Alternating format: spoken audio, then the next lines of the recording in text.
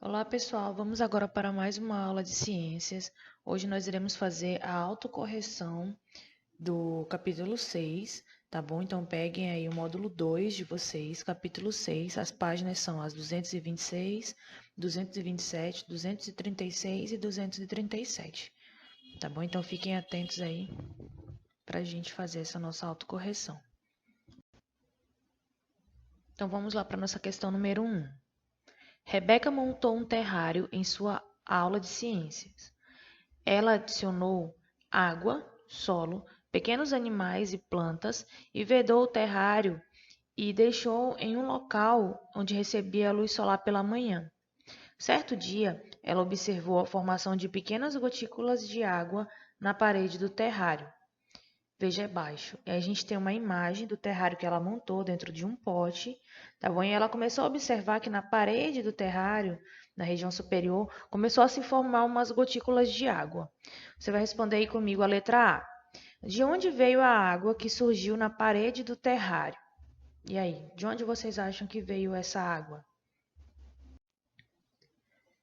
Bom, se você falou que ela foi resultado de uma condensação da água, você acertou, tá bom? A resposta que você pode colocar no seu livro aí, que é ao entrar em contato com a parede do terrário, esse vapor de água se condensou, formando gotículas de água.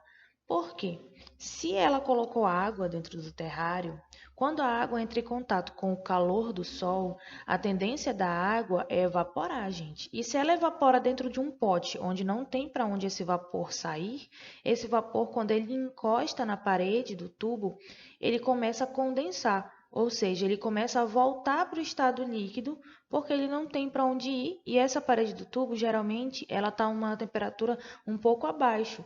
Então, ela faz com que esse vapor volte a ser água líquida, tá bom? Então, essa é a nossa resposta da letra A. Então, vamos responder junto aí a letra B. Qual etapa do ciclo da água pode ser associada à formação de gotículas de água na parede do terrário? Então, nós aprendemos lá todas as etapas do ciclo da água natural que ocorre no ambiente. A qual etapa a gente pode associar a essa condensação na parede do terrário? O que vocês acham? Coloquem aí na letra B e vamos responder juntos. Isso mesmo, se você pensou na formação das nuvens, você acertou, tá? Então, coloquem a resposta aí no livro de vocês, que a formação das gotículas de água na parede do terrário pode ser associada à formação de gotículas de água no interior das nuvens, no ciclo hidrológico. Ou seja, depois que a água evapora, ela é condensada lá em cima, formando as nuvens. Ou seja, ela deixa de estar no estado gasoso, né, que é no estado de vapor, e passa para o estado líquido novamente. Então, o nome desse processo é condensação e isso acontece durante a formação das nuvens, tá bom? Vamos lá responder a letra C. Qual é a importância da luz solar para a manutenção do terrário? E aí, o que você acha que a luz solar faz aí de bom para o terrário e para o nosso ambiente de forma geral? Bom, gente, a luz solar, ela é um dos fatores principais para a manutenção da vida na Terra, tá bom? Mas com relação à nossa resposta, vocês vão colocar assim ou algo semelhante. A luz solar é utilizada pelas plantas para produzir seu próprio alimento e liberar gás oxigênio. Além disso, o calor permite que a água evapore, auxiliando o ciclo da água. Tá? Ou seja, a luz do sol ela é fundamental, gente. Tanto ela vai servir para as plantas fazerem a fotossíntese, que é o processo que elas se autoalimentam, como ela também vai ajudar na liberação do oxigênio, que é fundamental para a respiração da maioria dos seres vivos da Terra. Além de tudo isso, o sol também faz com que a água evapore, a água dos rios, dos oceanos, dos mares, fazendo com que o ciclo da água aconteça. Se não existisse o sol, a gente tem que lembrar que a tendência ia ser o congelamento de toda a água e com isso a vida poderia se extinguir, tá bom? Vamos lá para responder a nossa letra D. A água é essencial para o desenvolvimento das plantas. Por que não é preciso adicionar mais água ao terrário após ser vedado? converse com seus colegas sobre esse assunto. Então, gente, respondendo essa questão, basicamente é para a gente fazer uma discussão em sala de aula, mas nós não vamos ter esse tempo. Mas então eu vou conversar aqui com vocês. O próprio meio ambiente ali, aquele ambiente do terrário, ele vai se reciclar. Por quê? A água, ela vai passar do solo, ela vai evaporar, passar para a parede do pote e depois essa água ela vai escorrer de volta para o solo e assim se manter nesse ciclo perpétuo. Por quê? Se o pote está bem fechado, não tem para onde essa água ir embora. A água, gente, ela não tem a capacidade de sumir do nada. A gente vê que a água ela se dissipa no ar, por exemplo, aqui, se eu colocar um copo para ferver, um copo de água numa panela, ele vai ferver, vai evaporar e vai entrar em contato com a atmosfera. Só que eu estou num ambiente aberto aqui. Então, se eu colocar esse vapor de água para acontecer dentro de um pote fechado, 100% vedado, essa água não vai ter para onde ir, ela vai evaporar, vai condensar, vai voltar e vai se manter nesse ciclo. Então, é por isso que as plantas elas conseguem se desenvolver dentro de um terrário, os animais conseguem se desenvolver dentro de um terrário, mesmo sem ter que estar acrescentando água o tempo inteiro. Por quê? A água ela vai se reciclando dentro daquele pote, tá certo? Vamos lá responder a nossa segunda questão. Leia a manchete a seguir. Chuva de granizo destrói plantações de banana e causa prejuízos no Vale do Ribeira, em São Paulo. Tá bom? Essa é uma matéria de 2019. A gente vai responder o quê? Como é formado o granizo? E aí, vocês lembram como o granizo é formado? Vamos responder aí na letra A. Bom, creio eu que já ficou bem claro no ciclo da água como acontece, a questão da evaporação, condensação, precipitação e tudo mais.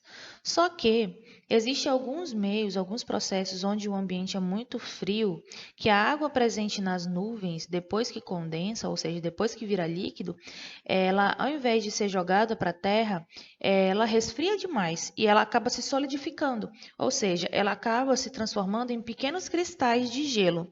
E esses pequenos cristais de gelo acabam se unindo uns aos outros, formando pequenas pedrinhas que chegam à superfície na forma de granizo, que é uma como se fosse pedras de gelo caindo do céu. Tá bom? Então a resposta que vocês vão colocar bonitinha no livro de vocês vai ser: a água presente nas nuvens se solidifica e forma pequenos cristais de gelo que se unem e se tornam maiores, chegando à superfície na forma de granizo, tá bom? Vamos lá responder a letra B.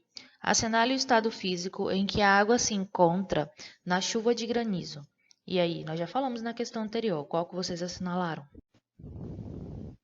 Isso mesmo, quem assinalou a fase dos cubinhos de gelo, ou seja, a fase sólida, acertou. Tanto que o processo é chamado de solidificação, ou seja, a transformação da porção líquida em sólido, tá certo? Então vamos lá responder a terceira questão. Enumere adequadamente as etapas do ciclo da água. Então vamos lá, vocês sabem qual é o primeiro processo que acontece? O segundo, o terceiro e o quarto? Assinalem direitinho aí no livro de vocês e vamos corrigir no próximo slide.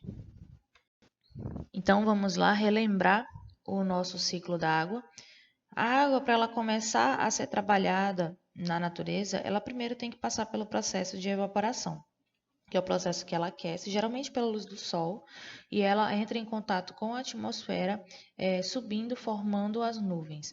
No caso dessa formação das nuvens, é quando ela passa do estado do vapor para o estado líquido novamente, e esse processo é chamado de condensação. Quando as nuvens estão extremamente carregadas, cheias de água, elas passam pelo terceiro processo, o número 3 aí no livro de vocês, que vocês vão assinalar, que é chamado de precipitação, tá? Que é a chuva, mais especificamente a chuva que a gente conhece, quando a água cai do céu.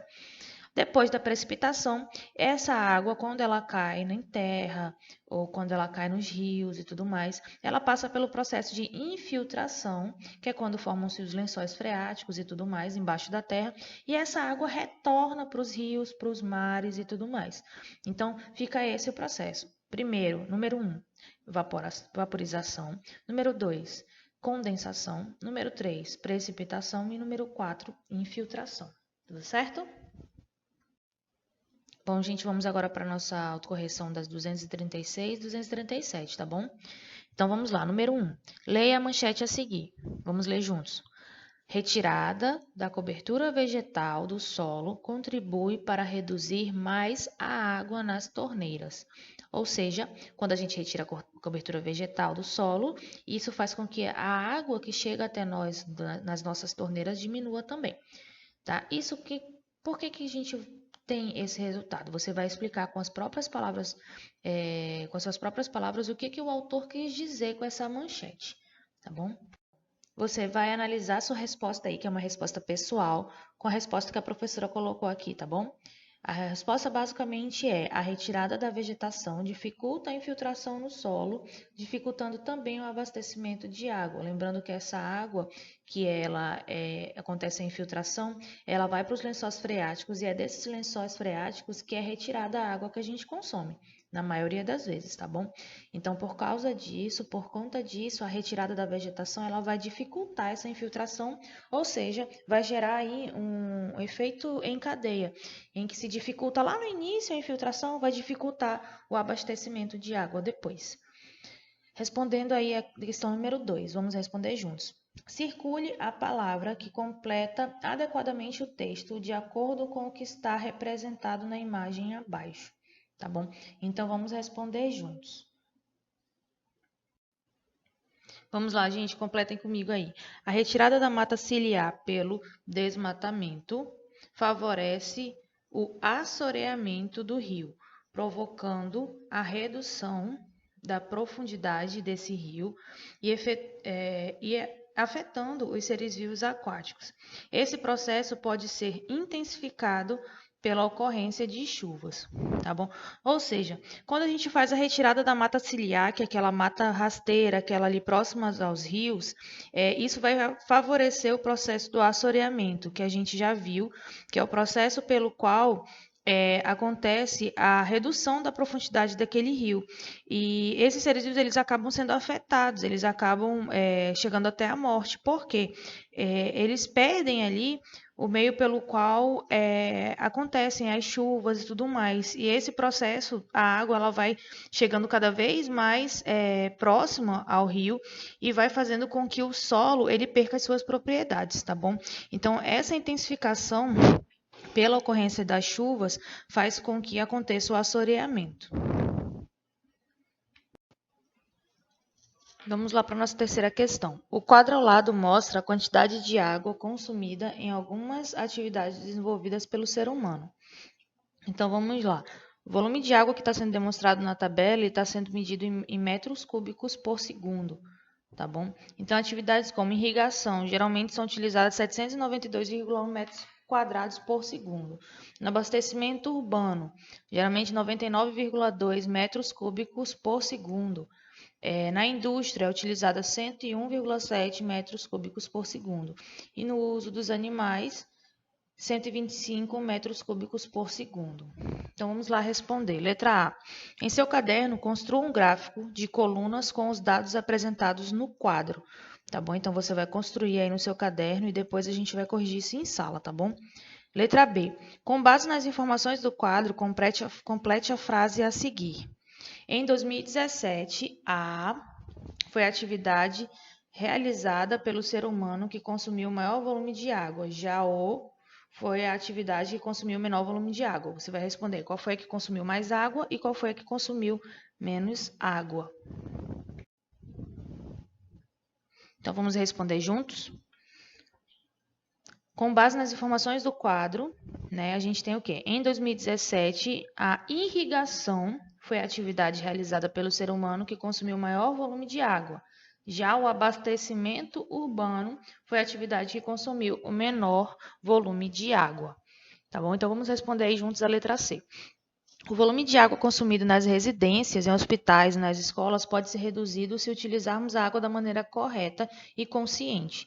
Liste abaixo algumas medidas que contribuem para evitar o desperdício de água no nosso cotidiano. E aí, vocês sabem alguma das medidas que a gente pode evitar esse desperdício de água? Coloquem aí nesse quadro abaixo. Então, vamos lá. Mesmo sabendo que o abastecimento urbano ele é um dos que menos gastam com relação ao volume total de água, ainda assim são ações que nós podemos fazer em casa para reduzir o desperdício de água, tá bom? Então, ações como fechamento de torneiras quando vai escovar o dente ou quando vai lavar as mãos, fechamento do registro de água quando você vai se ensaboar, quando for tomar banho, consertar vazamentos de água, isso é muito importante. Muita da água que ela é evadida das residências, dos condomínios, é porque tem algum tipo de vazamento que não é olhado, não é observado, e com isso a água é desperdiçada em grande quantidade. Também reutilizar a água da chuva para lavar os pátios, lavar os carros e tudo mais. E também reduzir o tempo no banho é bem importante, tá bom? Tem gente que quer passar aí 1 hora dentro do banheiro tomando água, tomando banho, utilizando a água do chuveiro. Então, reduzir essa quantidade de tempo no banho também é importante para reduzir o desperdício de água. Então, por hoje é só, pessoal. Por essa aula, espero que vocês tenham fixado aí. Qualquer dúvida a gente tira dentro de sala de aula e já é um preparativo para ver um de vocês agora do segundo trimestre, tá bom? Então, fiquem atentos aí. Qualquer coisa, revisem a autocorreção para vocês conseguirem fazer uma boa prova.